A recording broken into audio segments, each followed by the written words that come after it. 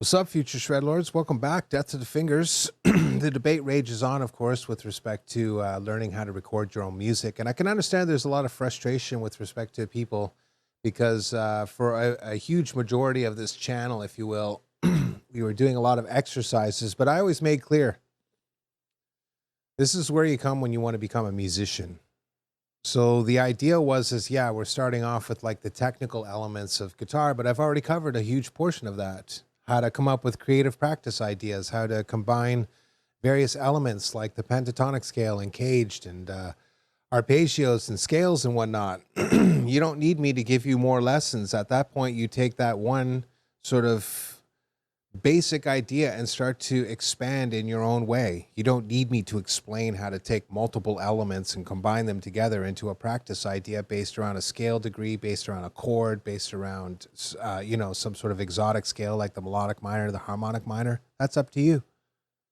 You don't need me to do that all the time. The guitar, yes, it's my primary instrument, and it's my preferred way of essentially sort of expressing myself musically, but it is not the sum total of who I am as a musician. In fact, it's just one of many aspects.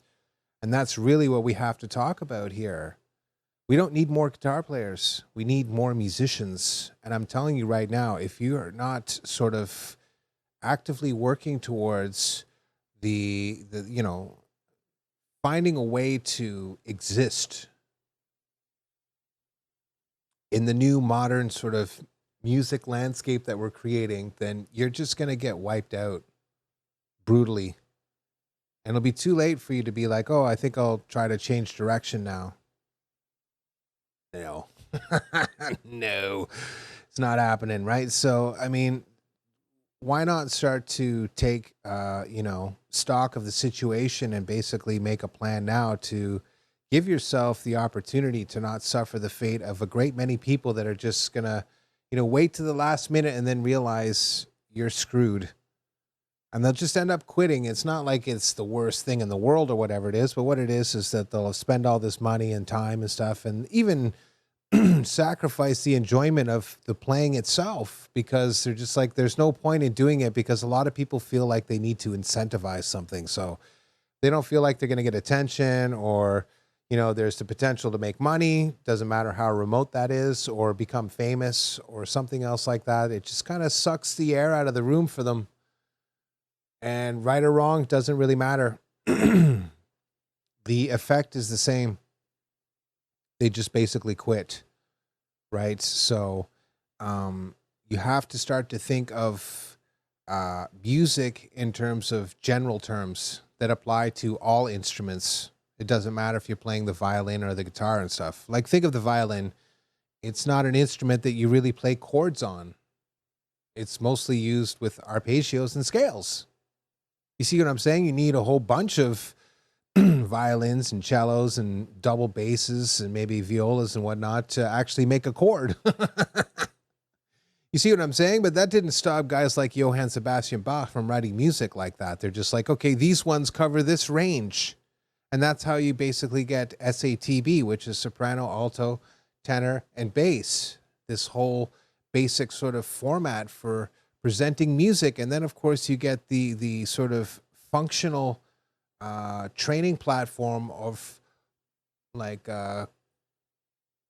choral music, I guess you want to call it, where you have movements of chords based on a key.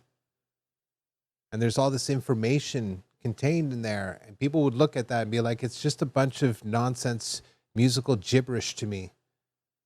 But the fact of the matter is this, 2 bars, if you will, with 4 chords in there and a few cymbals and whatnot, distills the essence of music down to this compartmentalized idea that you can immediately consume.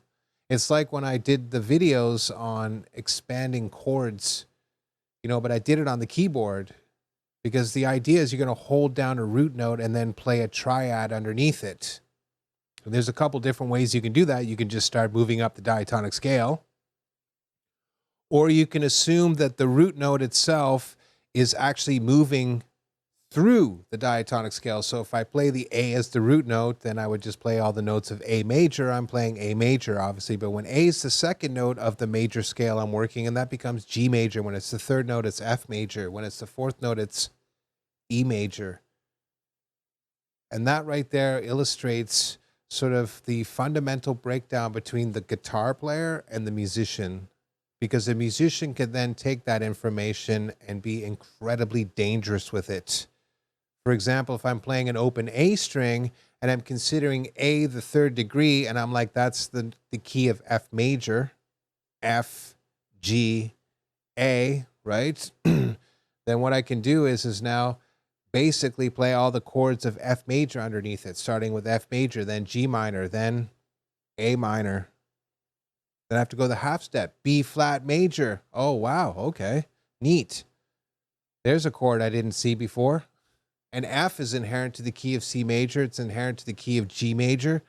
Those are all tightly related. So I guess B flat major would probably fit in there too somewhere as one of these alternative chords. Another sort of revelation reveals itself, but you'll never get there essentially in the first place when you can't understand these basic theoretical functions. It starts off with just being like, oh, here's the cage system. I can play the same major chord, minor chord, diminished chord in a sequence, if you will, all over the fretboard. And that's basically as far as people are going to take it. Instead of being like, oh, well, look, if I'm hitting this open A string now, I can start building these triad sequences, like when A is the fifth degree. Well, what key would that be, you know, when A is the fifth degree? You'd be like, that's D major, right? So you're going to be essentially playing the triads of D major starting on any of the other groups of strings, whether it's going to be the D, G, B, or the G, B, and high E string. So you'd start with the standard D shape, and then you'd move to E minor, right? And so on and so forth.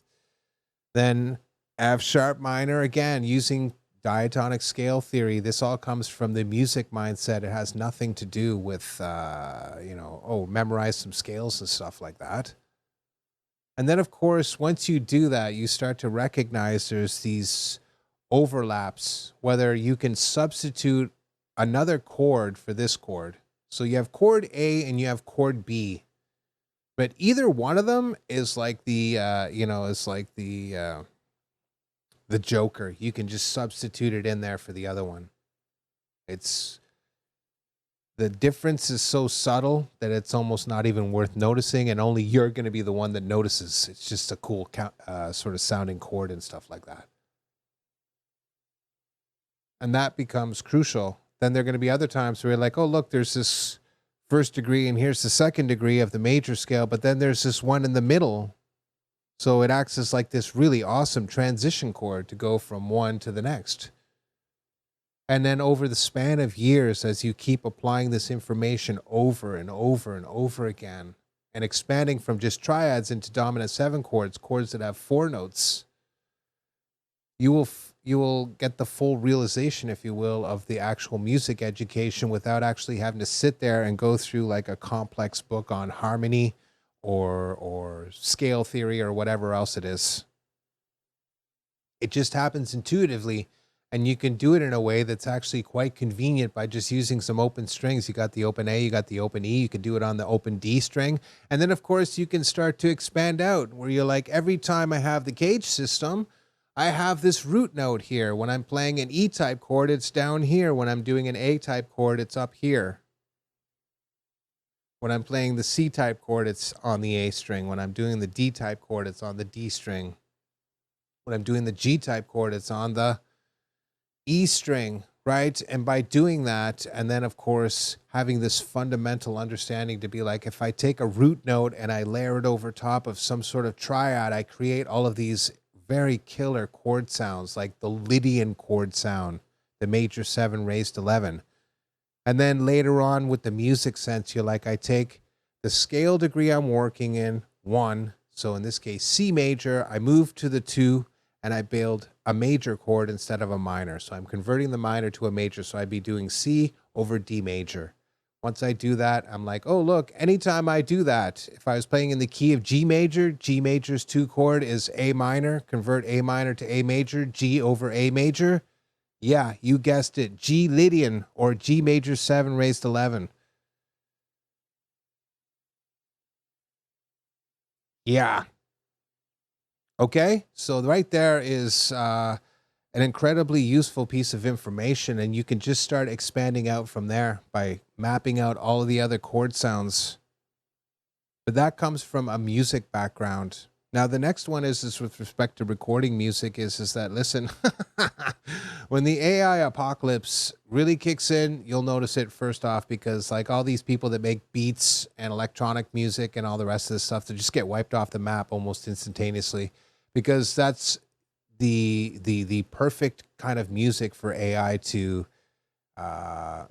imitate and learn off of, if you will. And here's the thing, like there's already a massive sort of portion of the population that's effectively locked into that style of music, you know what I mean? So they already feel comfortable listening to it. And people are like, well, no, it'll never take off. Of course it will. You watch, in a year's time, AI will get so sophisticated with respect to video, which is why they're pouring all of this time and effort into it, because they've spent years and years and years cultivating people to sit in front of TV screens and watch stuff. So, of course, the visual component really has to draw them in. And obviously, you have to really raise the bar, considering 25 years of Hollywood and CGI and all the rest of that stuff. But then, of course, they'll be watching this really incredibly awesome video that some creative person came up with, of course. But then they'll listen to the music underneath. They'll be like, I really like that. And then, of course, they'll be like, oh, go click on here and listen to the music. And that's how easy it is. They basically divert you away from a real human being to just going to listen to, oh, do you want another suggestion that's similar to this one? I've talked to so many people. They're like, man, it's so funny how you get locked into that little cycle. He's like, I started doing it, and then I'm finding myself basically listening to the same 3 types of music styles. And he's like, after a month, I was like, what am I doing? You know what I mean? Like, that's what I mean. These systems that we have, like in Spotify and YouTube and everything, they keep you siloed, listening and watching the same type of content over and over and over again, just pounding it in your head, thinking that that's what you want to watch or whatever else, because it's just stupid nonsense, garbage algorithms, right? But that's the point. There's a huge portion of the population that can't really think for themselves. So they'll absolutely be like, yeah, of course they'll watch that or listen to it or whatever else. Look at TikTok. I mean, the kids doing the 2-minute music thing was so popular, whatever, so influential, if you will, that actual musicians were like, we have to make 2-minute songs so they can go viral on TikTok. Yes, of course. So, I mean, look at Spotify. Probably created a fake band, then use bots on its own platform to pump up the band's monthly listeners and fan base, and profited off it. A few years ago, they're like, we're not even going to pay you unless you get 1,000 plays. You know what I mean? Allowed themselves to get bought out by basically the biggest interests in the music game. All corporate, by the way. So I think you should sort of accept reality at this point, that all of these illusions, DistroKid basically sold to, again, another one of the big 3 sort of music players, UMG or Sony or whoever else. And that's the point is, oh, it's like, yeah, DistroKid, we care about independent artists and all the rest of that stuff. You just scratch beneath the surface. You realize it's, UMG running the entire show. And that's why you're getting no plays on Spotify, because they're also a major player in Spotify. And they're like, oh, if you're part of the DistroKid stuff and you're not giving us $1 trillion or whatever it is, or like, some sort of subsidiary label that we have, we're going to basically sabotage your music career, either by burying you in the algorithm, or just there was a really fancy trick where they would you'd release music and then they just take the music and put it on a Spotify playlist that was basically banned, so to speak, because whatever, spam or some other nonsense. And then you'd get banned from Spotify. I mean, you didn't even actually ask to do it. You were just kind of randomly signed up and they just did it anyways. And then all of a sudden you have to deal with the consequences. People still stayed with them after that, I canceled my account like a month after that. I'm just like, as soon as Spotify is like, we're not paying people anymore, I'm just like, I'm out. See you later. I don't really get any plays on here anyways, but it's the principle for me. I'm done with that kind of stuff. And that's just it. If you're not adapting to the times, or at least being sort of realistic about where they're going, come on. If Spotify is engaging in stuff like that, the biggest music platform outside of YouTube's going to require age verification. That'll drop viewership by like 40 to 60% within the first 6 months. I mean, I'll still make videos and stuff like that, but I won't use YouTube. And I mean, if YouTube's like, you have to sign in, you have to age verify and all this stuff to upload videos, that'll be the end of this channel. I'm done. I'm not doing that. I'll just go back to making music and just release it on a normal platform and just enjoy myself reading books and stuff. I don't need to make videos. I like doing it and stuff. I love you guys, of course, but you know what I'm saying? Like, I don't dance to YouTube's tune. Fuck them. You know what I mean? So that's my point is the walls are kind of closing in because we didn't really take care of our industries, and a lot of people got apathetic, and it was just like, let the powers that be move in, and they just kind of destroyed the entire place. And now, unfortunately, what we have is an ocean of people that have no real music skills whatsoever.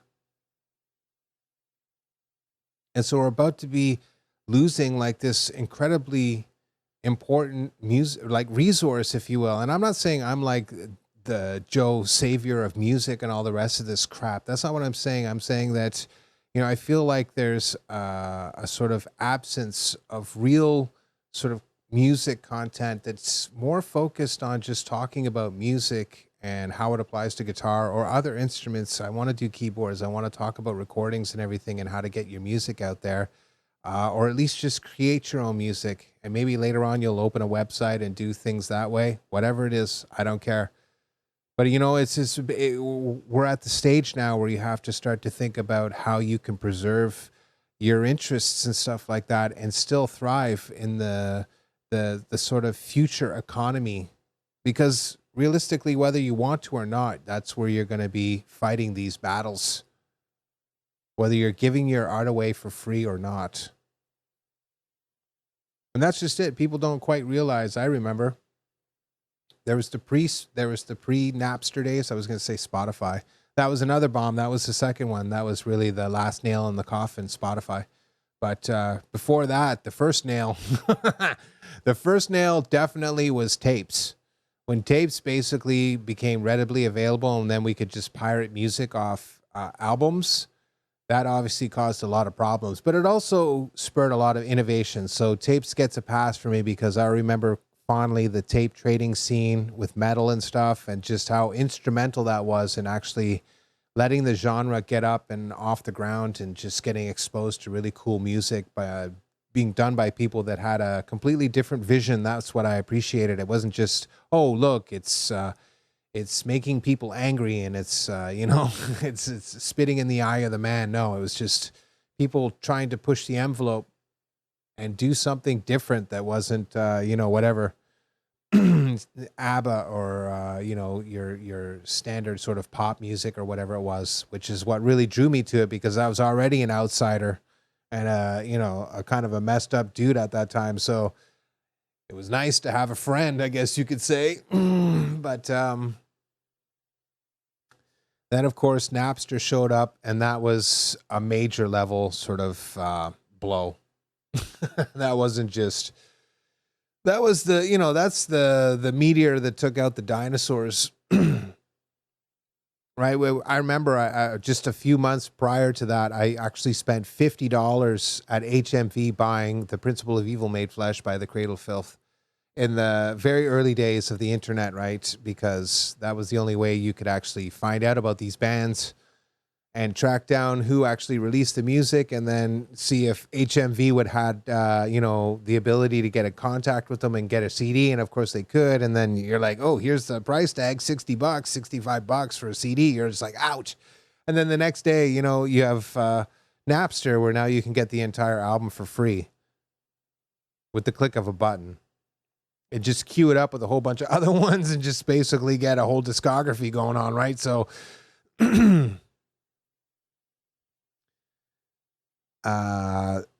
And look what happened. Look, what was the? It's not just the free music stuff. It's just the fact that now musicians were so brutally beat down that they just had to start releasing their music for free on the internet, which spurred this arms race, which unfortunately, emboldened a lot of people that shouldn't have been releasing music to actually release music. And then there's the second side of that, which is the corporate interests that were releasing music that should never have been released. There's some stuff from the 90s and whatnot. You're just like, why does this exist? Like that kid, Aaron Carter, and stuff like that. I get it in the 80s, but that is just what's going on here, man. I'm like, woo, yikes. So that's what I'm talking about is that after that, of course, it was the final nail, which is Spotify. But there was before Napster, where music was $25 for a CD and $50, and then there was after Napster, where stuff was just free. And if you wanted to keep playing music, then you had to adapt, which meant basically releasing your music for free on the internet. And it's so ridiculous now that I was watching a review of Black Braid 3. I was like, okay, I'll listen to it. And I was watching it on Banger TV, and they're talking about the album. I'm like, okay, I'm ready. Hit me. And they go to play the clip, and it's silence. And I'm just like, oh, and it's got a little message on it. It says, go listen to it for yourself on whatever, Black Braid's site or on YouTube or whatever it is. I'm just like, it's already on YouTube for free, but you can't play a 15-second to promote this band that you're like, this is pretty badass. Now, that is a whole new level of stupidity, but that's what I'm talking about. You know what I mean? Like, you have to give your music away, but then all of a sudden when somebody's actually doing a review of it, now you're going to be like, you can't actually listen to the snippet because it'll be copyright infringement. I'm like, you think you'd have a white list or whatever it is of people that can just basically share that because they've already contacted you in advance, and they're like, listen, I want you to help me promote my album. And they're probably like, sure, no problem. It's good for us too. Be like exclusive to release it and whatnot. Makes a lot of sense, man. You could circumvent a lot of problems and probably save a lot of money and get it out to a lot of eyeballs too. But it's just, we're living in the twilight zone where it's just nothing makes sense anymore. So that you have to adapt. You can't think like a guitarist anymore and be like, oh, I'll learn some scale shapes and practice sweeping and play a few chords and whatnot, learn some songs. Oh, I'll learn this Paul Gilbert solo. I'll learn this Yngwie Malmsteen solo. That shit's dead, man. That's deader than a doornail. I see people like that on YouTube. I don't even bother to stop anymore. I just scroll by. Same thing on Twitter and stuff. It's just, it's silly.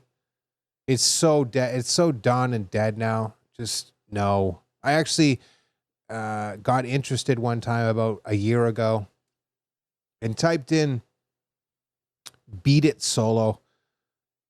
And there was like, I don't know, at least 50 of people playing the Beat It solo. The same thing when I looked at Frank Gambale's The Lick That Slurped LA. I'm learning it too, right? So I was like, this is going to be good for my technique, and it is. But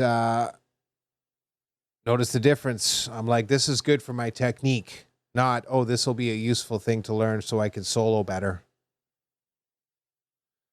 But, and it gets me out of my comfort zone because it's totally alien to what I'm used to doing. I don't mind sweeping and stuff, but Frank's technique of sweeping is totally alien, so it's pretty crazy. And that's just it, is there was 25 videos, 30, 40, 50 videos of some of the best people in the world doing it, right? Doing it better than I could ever do it. The Rick Graham ones are just absolutely insane, but you're just like, what? And there are other ones too, total randos out there that are just absolutely shredding this thing and just to perfection. And that's my point. They have like 2,000 views on it. Like they're playing something that maybe, a couple thousand people in the world could play. And they have 2,000 views on it, and nobody even really cares. Like 7 likes and 3 comments. Nobody cares about your virtuosity anymore. It's old hat, especially considering the kids these days have been dumbed down to the point when it comes to music to be like, yeah, no, this tripe that they roll out and be like, this is cool and whatnot. They're actually like, yeah, this is cool. I mean, I thought 80s pop music was bad, but 80s pop music is like literally a godsend comparably to the stuff that we've been producing for the last 15 years, which is just the worst of the worst of the worst. I'm just like, I'm sorry. I love watching this hot little starlet, like, you know, traipse around the stage, bouncing in all the right ways, but the music blows, man. I'm sorry. You know, like we had that back during the Samantha Fox days with Touch Me and all the rest of that stuff. You know, you got to have to up the bar a little bit if you want to compete, because that's what was going on 20, 30, 40 years ago.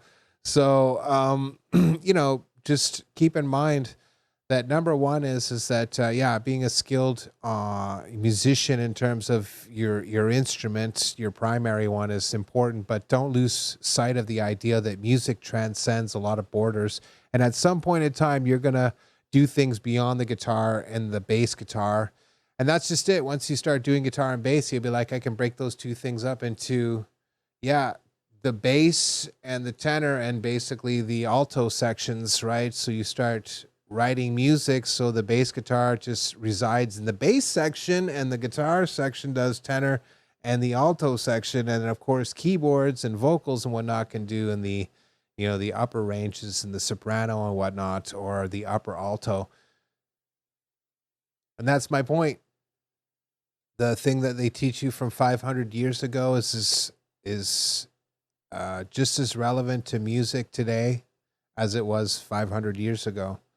And if you use this methodology that's tried and true and whatnot, then the results of your music will, not only will you consistently see high results and like have a high level of quality output, but you'll keep getting better because now you have some kind of foundation to build on. It's not just a fluke or sort of like a one-off.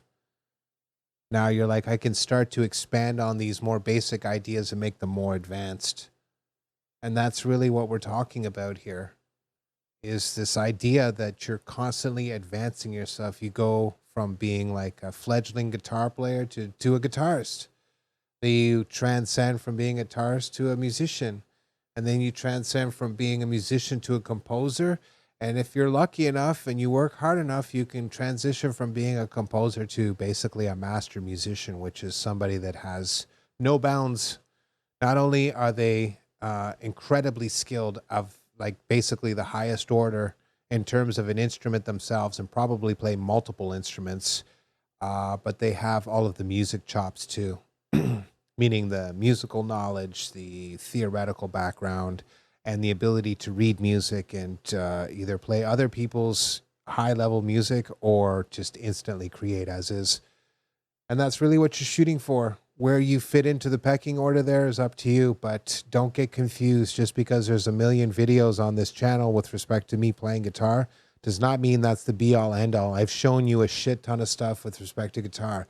But now we got to get into the music stuff, because these solos and stuff, the stuff I showed you is rudimentary, sort of like practice exercises. That is not what you would do in an actual solo situation. And instead what you would do is blend in more sort of the improv type ideas. And that's where people just fall apart. And they fall apart because they don't understand the basics of music. It's a vicious circle. I appreciate every single one of you. I hope this video helps. Those of you that watched it, of course. And of course, we'll see you in the next video where we're going to get on to the drum sequence, and then we're going to lay down the keyboards and the bass sequence, and I'm going to show you how to do the very thing I just talked about. And last but not least, of course, we're going to start fleshing out the backing track and its completion by doing a little mix down, mint, and talk about some basic mixing techniques. We'll see you in the next one.